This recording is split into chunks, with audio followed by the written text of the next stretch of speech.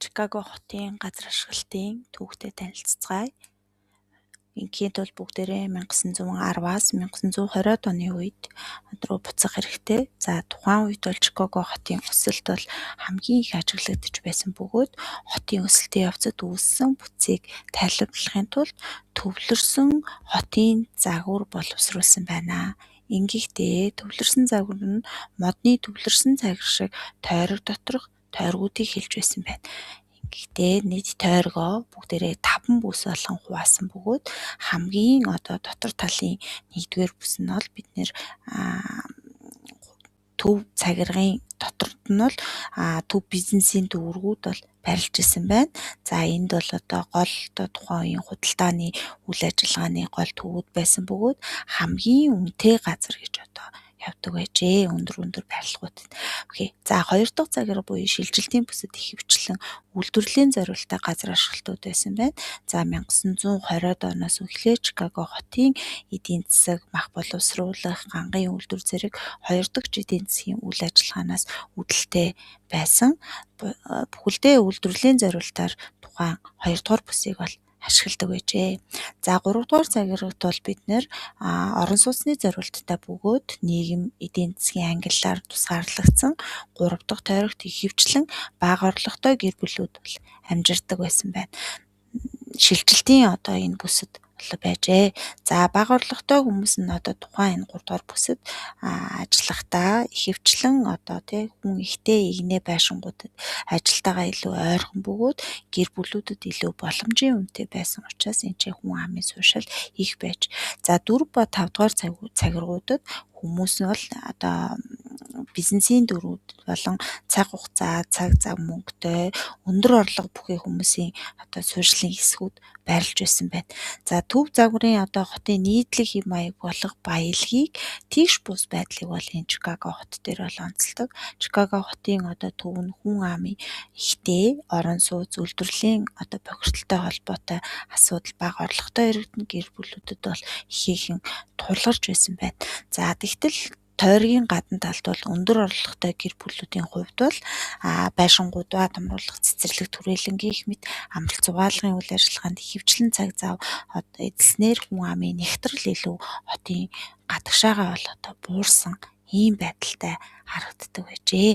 За гэвч удалгүй хотын загвар бол түүний оронд гарч ирээд за газар зүйчид яагаад энэ шинэ загварын хотыг ингээд боловсруулах болов гэд ингээ үзэхээр Чикаго хот бол 1930-ад онд хүн амын өсөлт, хотын өсөлтөө дагаад тухайн хотын хэв загвар газар ашиглалт бол бас өөрчлөгдсөн.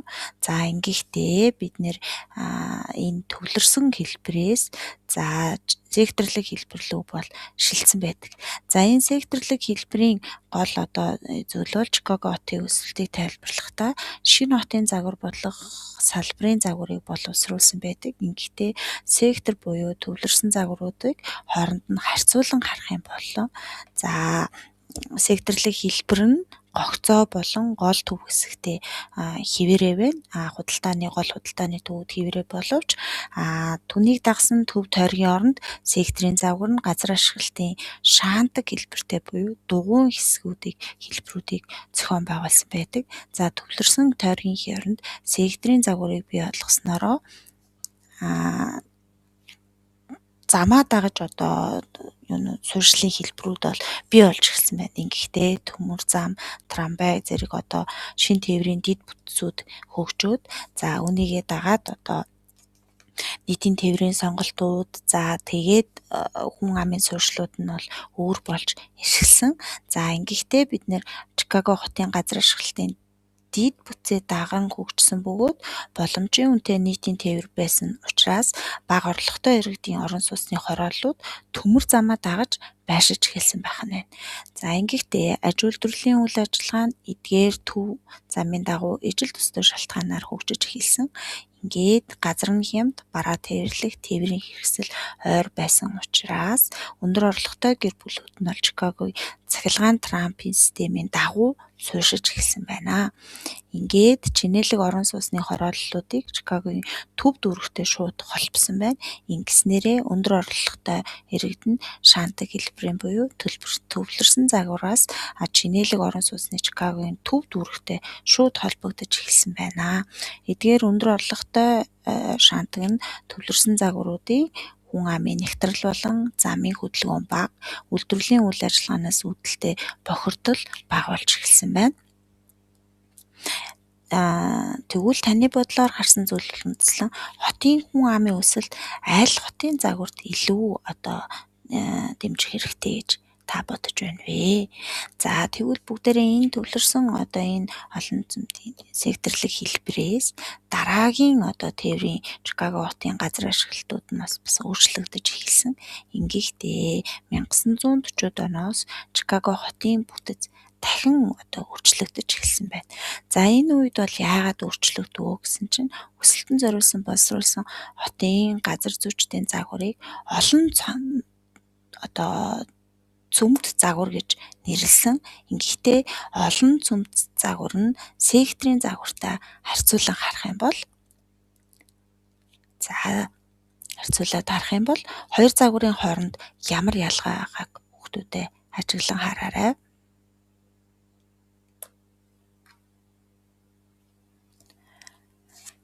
За нэрнээс нь харахад хүртэл Чикаго хотын нэг нь бол олон цөмд хэлбэртэй байгаад байна тийм ээ. За учир нь Чикаго хотын эдийн засаг үйлдвэржилт дээр илүү хүрээгээ тэлж эхэлсэн. Ингэхдээ эдийн засгийн мэргэжлүүд хөгжиж улмаар арилжааны үйл ажиллагааны шинэ төвүүд бий болж эхэлсэн байна. Ингээд олон хуучин дүүргүүдээс хуушин махны үйлдвэр, бусад дүүргүүдийн орчин үеийн технологийн офисууд болон шинжлэгдсэн.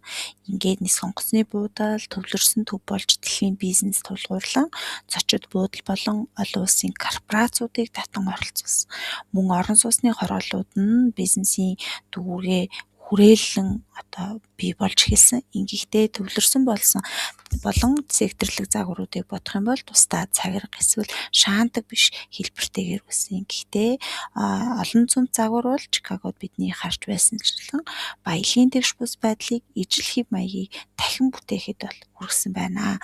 За бага орлоготой оршин суугчид бол илүү бохирдол ихтэй үйлдвэрлэлийн дүүргийг дагсан суурьшлийн хэлбэрүүдийг илүү сонгон байрлаад байна. За тийм учраас үйлдвэрлэлийн бүсгүүдэд тойрон амьдрах хандлагатай өндөр орлоготой оршин суугчид бол арилжааны төвүүдэд илүү даган амьдрах төлөвтэй болсон.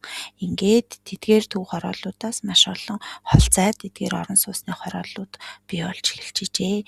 За хотын захад байрлах орон сууцнуудын хорооллууд бий болж эхэлсэн байна. Чикаго хотын төв дүүргүүд нийтийн тээврийн шугамд холбогдоогүй байсан ч хүмүүс ажилдаа явсаар л байсан. Ингэхдээ хүмүүсийн төвлөрсөн хорооллоос холгүй захаан хорооллуудад амьдрах боломж мөн дэд бүтцүүдийг бий болгож өгч чадсан байна. За хотын зах руугаа зөвхөн замын ачааллыг хүрэх боломжтой байсан бол машинуудын хямдрахын хэрээр улам олон хүн аслагдсан зах хорооллын зэвсгүүд рүү амьдраад захын хотын төвүүд рүү хурдны замаар явах боломжуудыг бүрдүүлж өгсөн байна. Ингээд хурдны замаар явах боломж бий болсон учраас аслагдсан захын хорооллуудад амьдарч байсан хотын төв рүү хүмүүс бол хотын төв рүү явах боломжийг нээж өгчээ. Ингэснээрээ Чикаго хот бол өргөжин тэлж хотын тэлэлт бий болж эхэлсэн байна.